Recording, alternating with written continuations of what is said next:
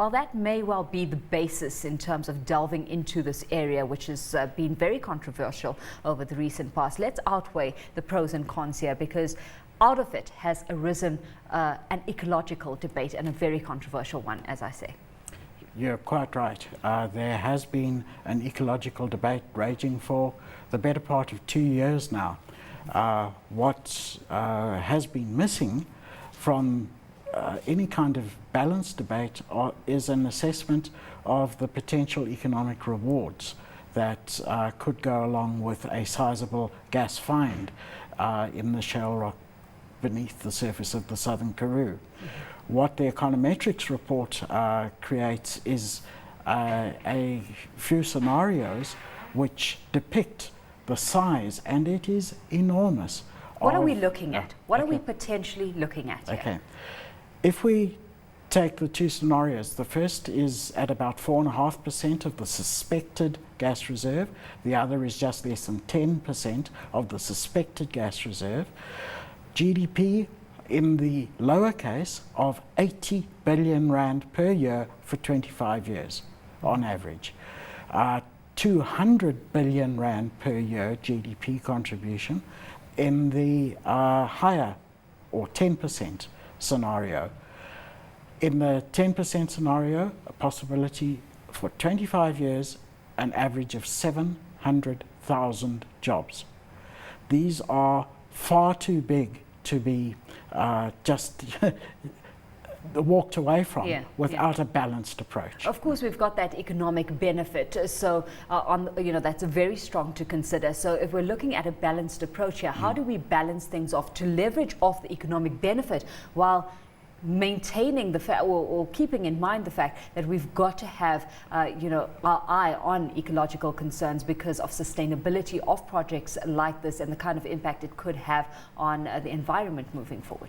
Yes, we must remember that a lot of, and I'm not decrying it, I'm simply saying that a lot of the ecological caveats that have been put forward are to a certain extent based on fear, and fear of what is really the unknown.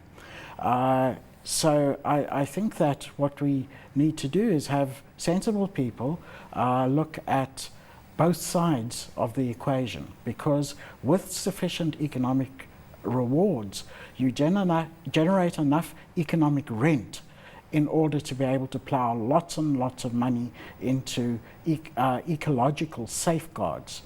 So if it was a tuppenny halfpenny resource that we were talking about, I would be far more fearful of stretching the ecological risks than I am if it's a very, very big resource when you can plow investment into containing the ecological. How do we make sure that those that are engaged in this playing field are actually responsible? So if you're looking at big corporations, I mean, the onus is on them to make sure that this economic benefit is derived responsibly. What should be some of the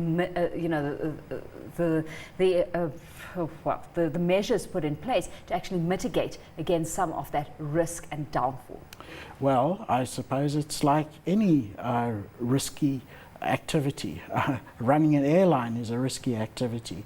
You risk not only the pilot and the people in the plane, but everybody the plane might land on. So it's a case of building up your risk control structures, which is partly a political job, partly a legal job, partly a technological job. You've got to approach it from a multitude of disciplines in order to be able to try to eliminate as much risk as you possibly can. South Africa's capability in that regard, how are you rating it right now? Not only on that level of managing to mitigate against risk like that, but risk against scarce resources. We know that fracking uses a lot of water. It's a water-intensive industry, and we know that that is somewhat of a diminishing resource at this stage of the game. It might well be, but you have to weigh it against the fact that all energy capture and conversion, doesn't matter whether it's wind or gas or coal, uses a degree of water. And in fact, gas is the least water intensive resource. So it's quite a possibility that by using water in getting the shale gas out of the ground, you might be using far less water in creating, say, electricity or other downstream products. It's a balance. One's got to look at the ins and outs on a fairly holistic basis, but the economic benefit was a missing part of the jigsaw puzzle until today. Let's leave it there, Tony. Thanks so much for your insights this afternoon. Of course, Tony Twine is Director of Econometrix.